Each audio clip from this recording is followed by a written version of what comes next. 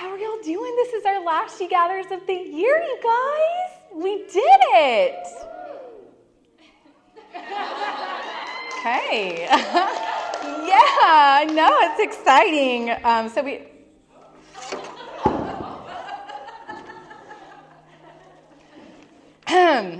Yay! This is literally how my week has been going. Like, this is just an example of what it's been like. What about y'all? Just like one thing after another. Hold on. The screw. No, that's not a screw. Just put it in. No, it was there. No, it wasn't. Okay. Thank you. Okay. All right, so we're not raising the stand tonight. It's fine. I don't need my notes. Okay. So, all right. Before we dive in, I know it's some of your first times. I want you to take a minute to reflect on how you felt when you walked in tonight, like what you came in with. What's that word that sort of names that primary feeling? And then what is the feeling that you want to leave with? So I'm going to give you a chance to just check in with yourself. How were you feeling?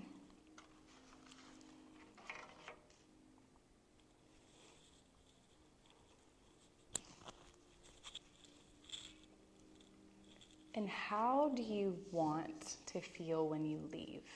So like, why did you come here tonight? Like, why did you get in your car and drive an hour and a half and not turn around in the traffic and the car accidents? Somebody laughed because they were about to. Oh my gosh. Oh my gosh. Why did you come? I'm really just being careful for. Yes. Okay, good. That's great.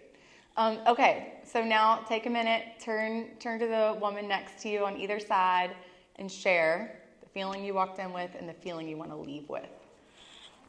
All right, y'all, I'm going to pray us in. Dear God, thank you so much for the women that you brought here tonight on purpose, for a purpose, because you have a word for them. And Lord, I just ask that you would settle the emotions within her, God, that are just like distracting and causing a cloud or causing a thickness, a confusion. Lord, that's really just not of you, and it's not of the abundant life that Jesus died to give us. And so, God, I just ask that even right now that there would be this like trickling, fizzling feeling of your felt presence moving through your daughter's soul and soothing everything, bringing her into a calm. And then I ask that you would ignite expectancy, fan the flame of hope, fan the flame of enthusiasm, because you have something for her tonight. In Jesus' name, amen. Woo! Okay, so I like to match the themes. I don't know if y'all have noticed that yet. You have? Denia's like, I've noticed. So, so the word tonight is stand and shine. And it's not just the word for tonight, it's the word for where God has us right now and what he's moving us into prophetically. Y'all might have noticed that in the last year, it has felt like you're stepping out of an old version of yourself. You're sort of remembering and reclaiming who you used to be, like the good, the fiery, the enthusiastic, the faithful parts of who you used to be. And you're sort of like testing the waters, like you're shedding old skin that didn't serve you. Is that right? Like in this last year, you've been doing that. And there's been a lot of growth. And it's not just like you're reclaiming this old part of you, you're reclaiming it into an up-leveled 2.0 version of you. Because that's what God does. But it's like there was this long season where there was a dullness, where it kind of felt like you didn't recognize yourself when you looked in the mirror. And over this last year, you've been resurfacing. You have been laying a new foundation. There is a verse in Habakkuk, and I believe that it happened to us a couple years ago, where it says that our foundations are shaken. The house is shaken. And then it says the glory of the new house will be greater than the glory of the old house. And the house, metaphorically, is us, hello, and our life, and our inner state of being. And so that's kind of what has been happening. That's this thing that we've all been walking through corporately, is this like shaking of who we were, and this like shedding of our old selves, reclaiming our new selves. And so this year we've been laying a new foundation, and it's been feeling really good until recently. Does anyone like feel that? Yeah, like until recently, and then suddenly it just feels like there's been this big regression, okay? So this is the verse that everything is on tonight. Matthew 7:24 through 29, okay? And it'll all make sense. Therefore, everyone who hears these words of mine and puts them into practice is like a wise man who built his house on the rock. The rain came, the rains rose, and the winds blew and beat against that house, yet it did not fall, because it had its foundation on the rock. But everyone who hears these words of mine and does not do them is like a foolish person who built his house on the sand. The rain came, the streams rose, and the winds blew and beat against that house, and it fell with a great crash. So I've been thinking about this because I definitely feel like God has been doing that thing where he's laying this new foundation in me and in my life, and he's done this great work. But over the last few weeks, I have felt like this big regression, and there's been a lot of opposition, and so that has caused me to kind of like feel really defeated and disappointed. What about y'all? Feeling just a sense of like what even was that? And so I feel like what God is saying is like, no, you're not regressing. It's not that you can't trust yourself. It's not that change isn't possible, or that change can't be permanent, or that you can't trust me, the deliverer, or the miracle giver. It's that what you're experiencing right now is the house that is built on the rock experiencing one of its first rains. Yeah, and I like that. That's exciting. Because it doesn't mean I'm going back to an old version of myself. No, it means the work has been done. The foundation has been laid. You are firmly solid on the rock. But now you're experiencing a rain and a windfall. But you're going to experience it differently this time. But you're getting a little afraid and feeling like those old triggers of how you used to respond to trials, or how you used to respond to annoyances or terrible circumstances. And you're like, oh no, does this mean that I didn't grow? Does this mean that there's no hope for me? Does this mean that I didn't change? And like, no, that's not the case. It just means that you're experiencing a storm right now on that new foundation, and you get to test out what it's like to do it differently. And it doesn't mean that you're going to do it perfectly. And I love that. Like, it doesn't mean that you're going to do it perfectly. It means that you need to look at the overall trajectory of your progression versus looking at absolute perfection. So what has been the overall trajectory for you? Has it been like mainly kind of this? Danya, don't shake your head. You have been moving upward, even though there's a little bit of moving back. There's some growth upward, and that's what we have to look at. And so tonight I'm going to talk about like, how do we do that? How do we stand firm? How do we be like the wise person who builds their house, or the house of you and your life, on that rock. And Jesus tells us, you can't just hear the word, you got to do the word. And we talked about this at small group, and then when I got home, I was like, so what does he tell us to do? Like, what are some of those things? And so tonight, I'm kind of going to interweave my testimony from this year, because I want to give honor to God for what he's done in my life, because there's been like 3 kind of major like things in the areas of, I set my 3 intentions, and they were for this year for me to be powerful, playful, and peaceful. And it's really cool to look back and reflect and see how those pillars, God really came through in all 3 of them, and how walking out what Jesus tells us to do integrates with all of that. Are you excited? Are you ready? Are you excited to kind of like basically look back on how God really has been stacking this foundation so you can stand firm on it? Because the thing is like God can do a work in your life, but if you don't take time to notice what he did, and you don't take time to see like what even is this thing that I'm standing on, then you're not going to really stand that firm when the storm comes, because you're not going to have this record of like what is the work that he did. You know what I'm saying? And so that's what we want to really get to the bottom of tonight, so we can be people who maintain our miracles. So we can be people who duplicate the good work. We don't want to be people who are just floating by, who never recognized or didn't notice.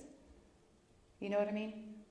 Okay, and so the whole point of this is because next year, in 2024, the theme is to build. The theme is to shine. The foundation has been laid, and it's time to build.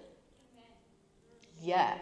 So the work that you have been doing and that you've seen in your inner person, you're going to start to see on the outside of you. You're going to start to see a manifestation of your dreams, the purpose in your life appear on the outside. There's like this tension right now because we feel like we've done all this growth, but then we're like, but there's not a reflection of that on the outside. That's what this next year is going to be. It's the time to build. Yes, it's the time to shine. Okay. Okay. So the first thing is, this has to do with being powerful. Get back to your purpose and make life taste good. Where does that come from? It comes from Matthew 5:13. This is one of the things that Jesus tells us to do. And he says, "You are the salt of the earth. But what good is salt if it's lost its flavor?"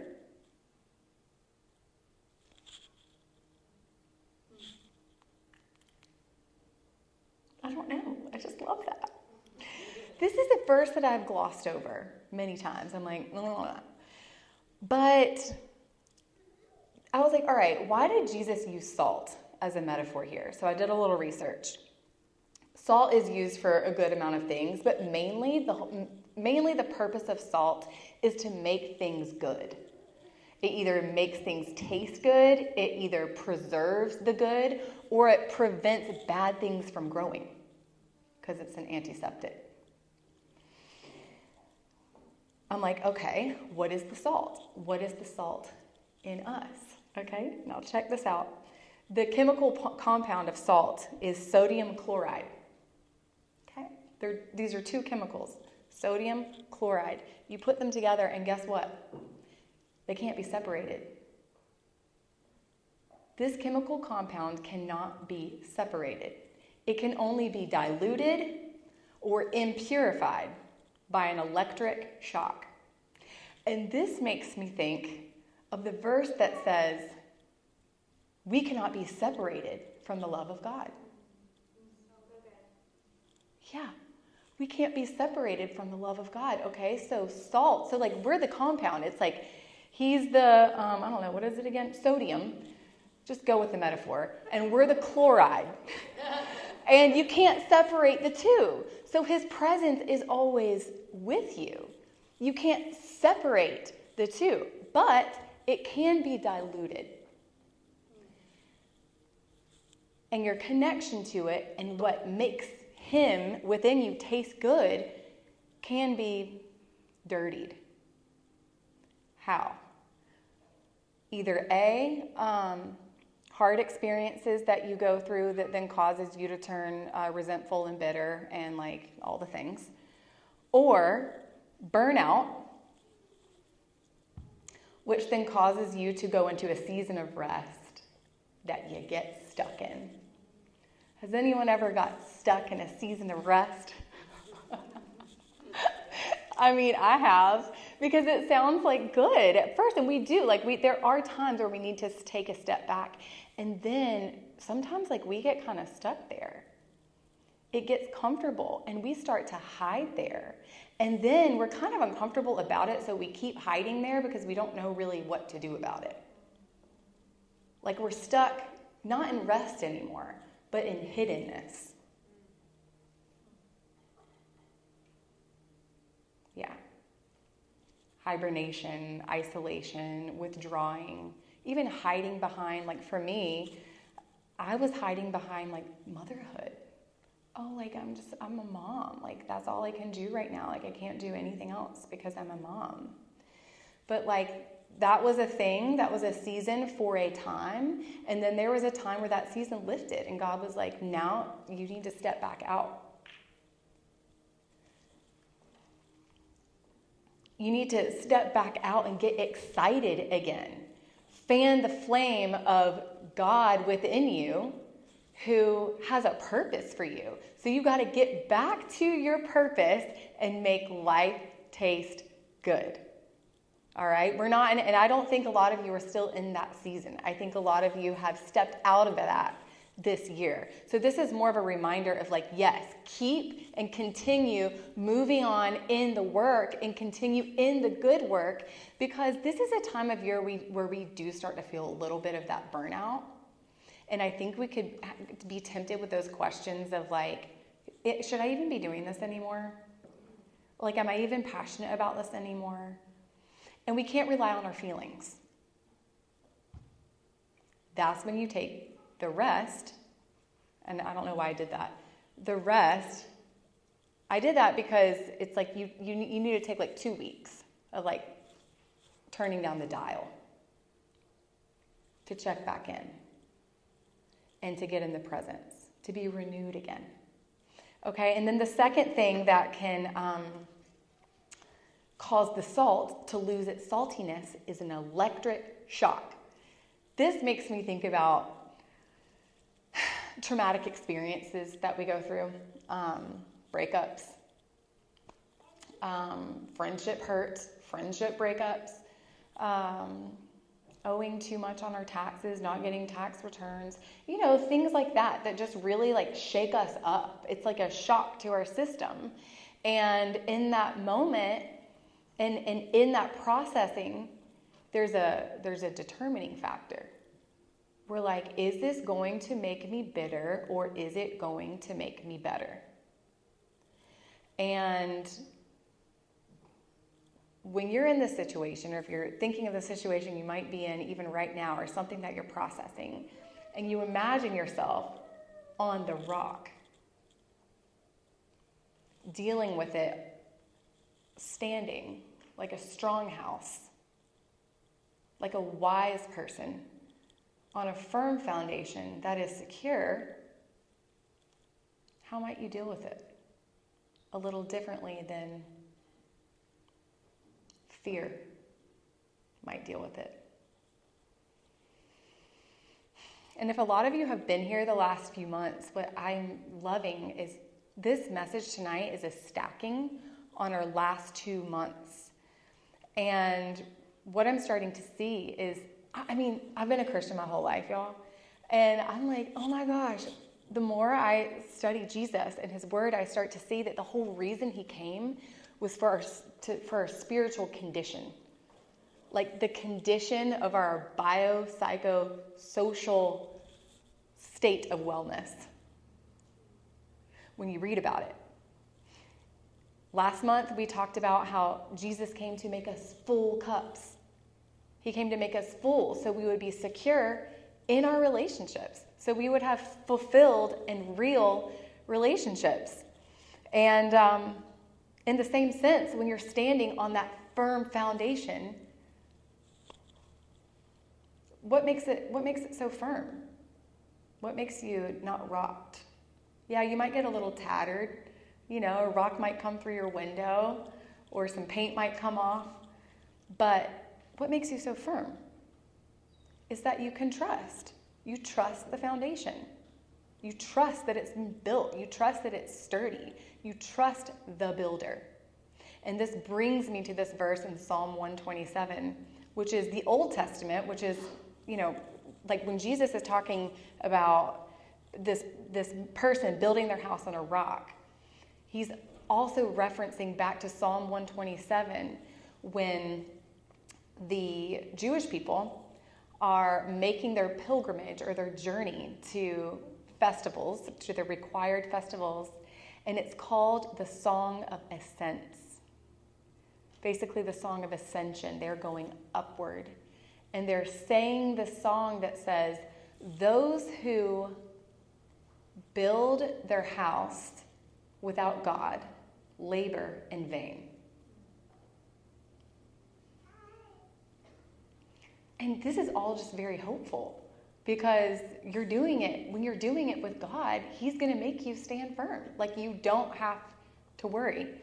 And so what is it? So this just all really has to do with how you're processing. How you're processing so you get bitter instead of better, so your saltiness doesn't get diluted and you can get back into your purpose and make life taste good. So you can be the kind of girl who goes out into the world when you're running your errands, and you can be the kind of woman who smiles at people. You know? Don't ever check yourself when you're like in the grocery store or at checkout or like at Marshall's or just like walking on Ventura and you're just like, you have a not nice face on. I mean, I do. I check myself all the time and I'm like, what is this face? You know, and it's just because I'm in my own head. I'm in my head thinking about all my stuff and about how annoyed I am. But then we're not being salty. Like, we're supposed to be the person we're bringing the flavor. Like, here, honey, I'm here to bring the flavor into your life. Like, you're having a bad day, I'm going to make it taste good because I can. Because I stand on a firm rock and I'm okay. Even though I'm not okay, I'm okay. You know, it's kind of like, I'm fine. No, like, really, everything's fine. Because I am. I will be fine.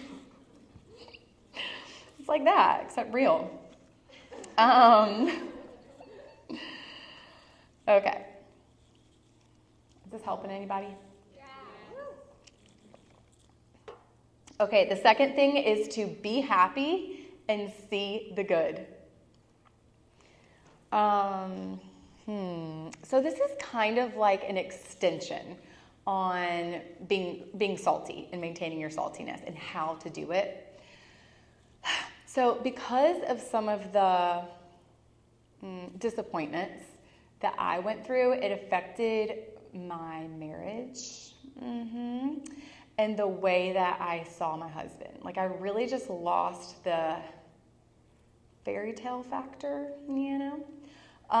Like, he could do good things and it really wouldn't matter because he didn't do other things that I wanted him to do, you know? Like, I didn't see the good things. I only saw, like, what was wrong. And so, like, for example, yesterday on my birthday, oh man, he gave me a lot of opportunity to get mad at him. Because he didn't plan anything. Yeah. And like, I just had so much opportunity to be like, you know how like you can check yourself where you're like, oh, I would usually get so mad there. And look at me, I'm not. Wow, I'm so grown. Like, I had a lot of those moments yesterday, and I was like, oh, God, thank you so much for doing a work in me, because honestly, that's just freedom. It's freedom for people to not, like, perform to your expectations and for you to still be okay. and for you to still be okay. And the reason that you can do it is because you have cultivated a habit of appreciation. Because we are wired with a negativity bias. Did y'all know that? So, like, we don't have to try to be negative. We don't have to try to see the flaws or try to see the faults. But we do have to really train our eye and our mind to see the good. Not only see it, but really feel it and genuinely appreciate it. So Jesus says, your eye is like a lamp that provides light to the whole body. If your eyes are good, your whole body will be full of light. But if your eyes are dark, your whole body will be filled with darkness. And that's in Matthew 6:22.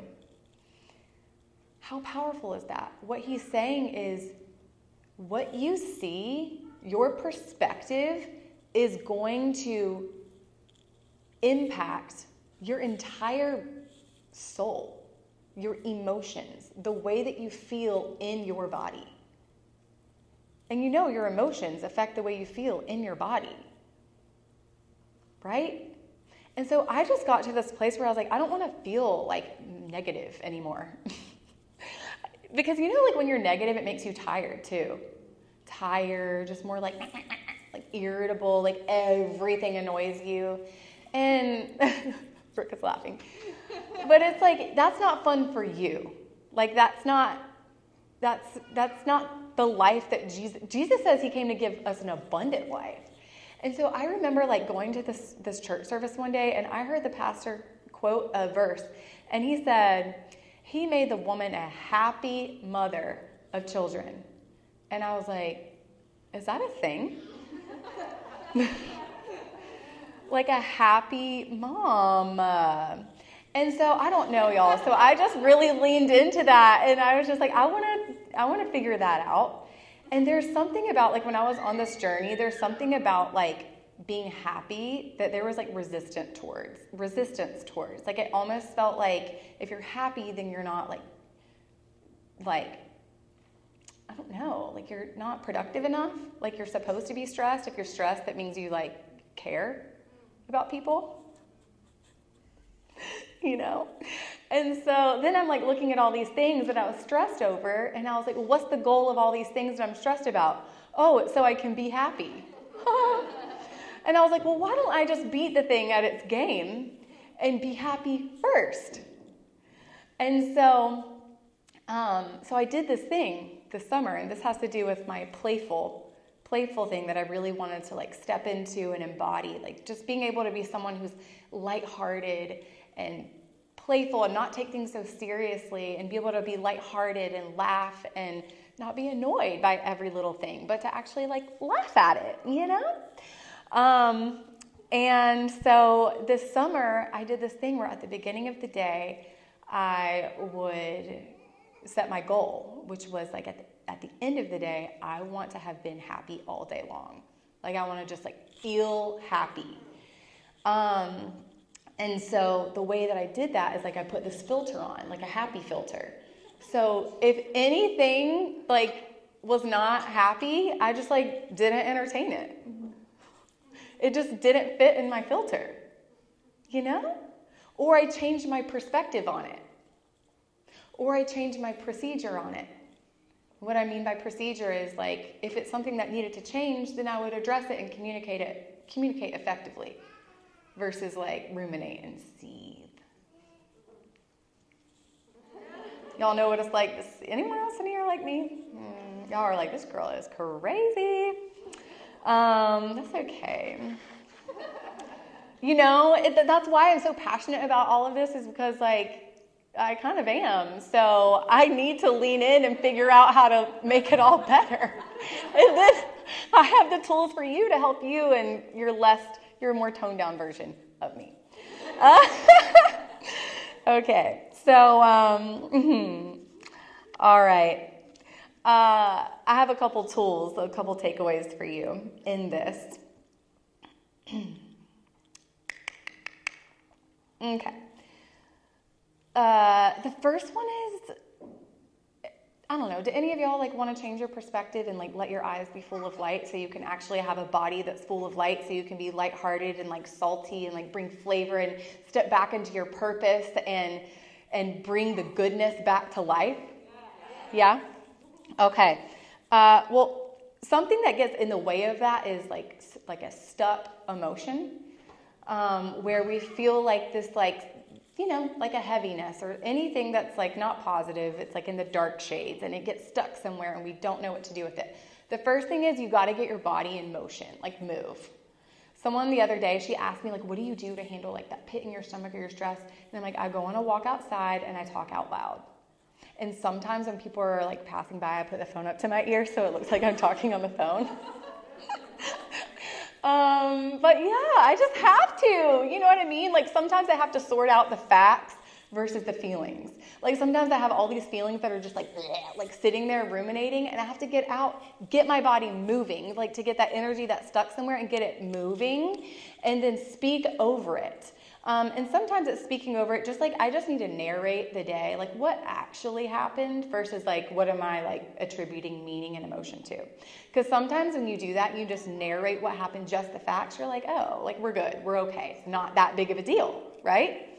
The second thing is you got to take up your sword.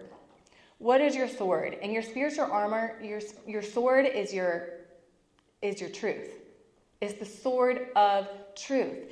And in order to take up your sword and speak it out, you have to actually know the truth. But I really love, like I said this to my friend the other day, sword, like if you separate like the S is for spiritual, and then you have word. I was like, oh, look at God being all crafty about the sword of truth. So you're like, really, it's just like speaking the spiritual word. Speak spiritual word over your life and over your soul. And I know that we know this and I know that we hear it, like, trust me. But like, just because we know it does not mean that we are doing it. Like, I teach the stuff and I still don't do it. And then the times that I actually do it, I'm like, oh my God, that was so life-changing and powerful. Like, why do we not do the things that we know are powerful and effective?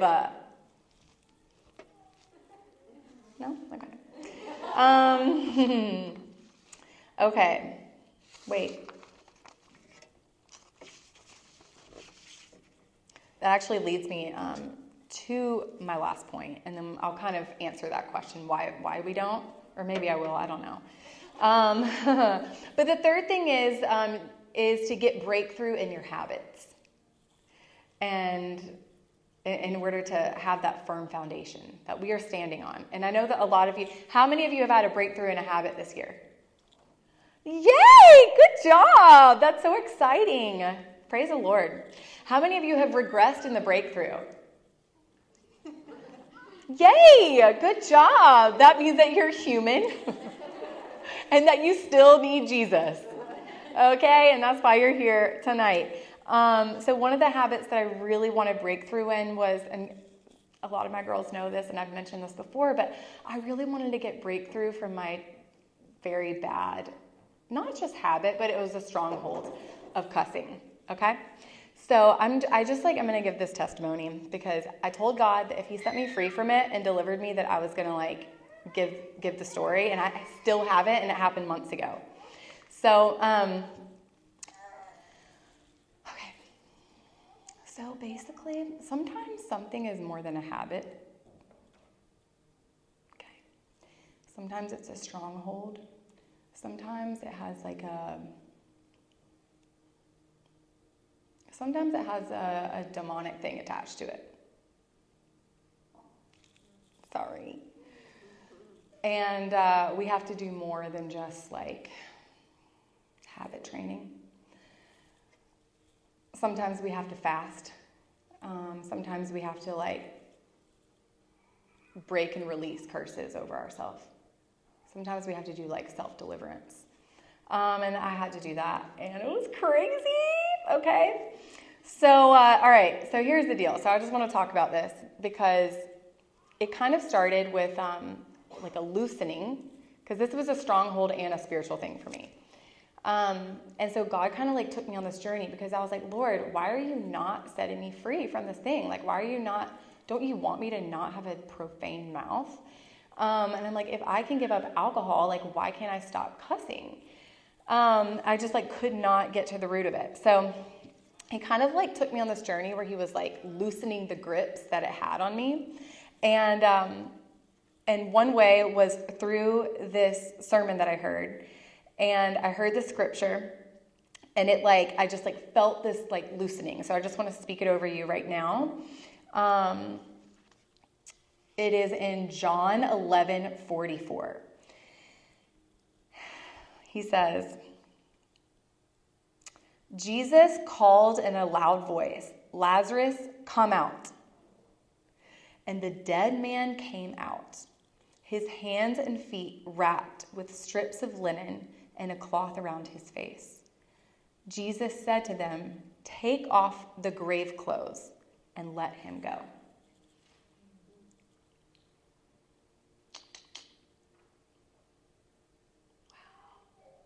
Okay, this hit me for a couple of reasons.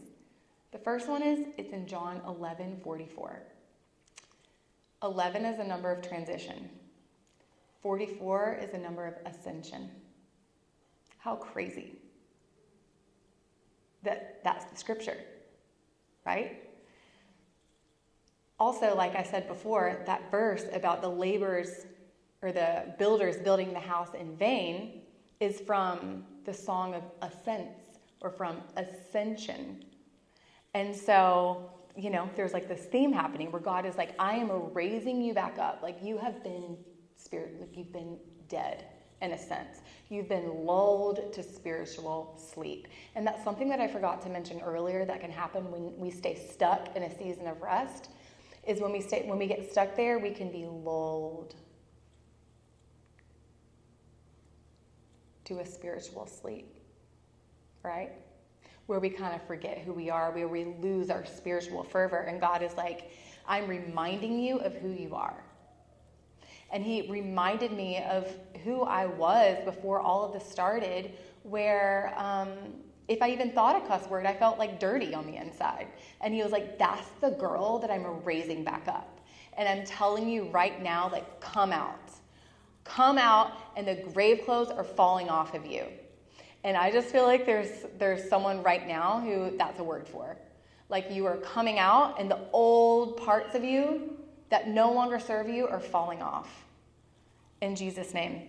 And so I like felt this loosening, but it didn't like totally go away, but it didn't feel like it had like such a grip, okay? And then I heard the sermon, and the pastor guy's like, Jesus did not say, if you fast. He said, when you fast. So you should all have a spiritual practice of fasting. And before that, I felt like God was telling me to fast caffeine and sugar, but I was like, yeah, right, I live off of that. What am I going to eat? And I was so scared. And I told my mom, I was like, I feel like God is calling me to do this, but I'm scared. And she was like, well, if he's calling you to do it, then like he's obviously going to give you the grace for it. And I was like, oh, okay, sorry, duh, bye.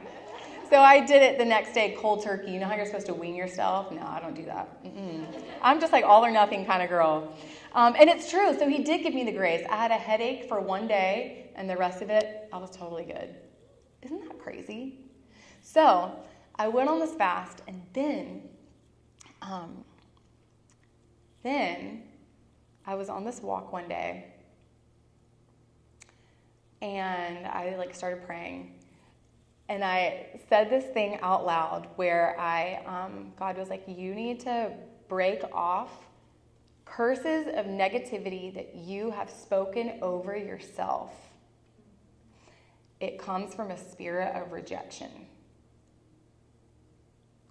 And so I said out loud, I break and release curses of negativity that I have spoken over myself.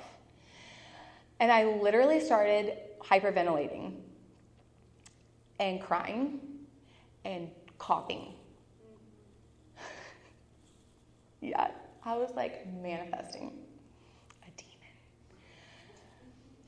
And it was crazy because it was so It was so amazing. Yeah.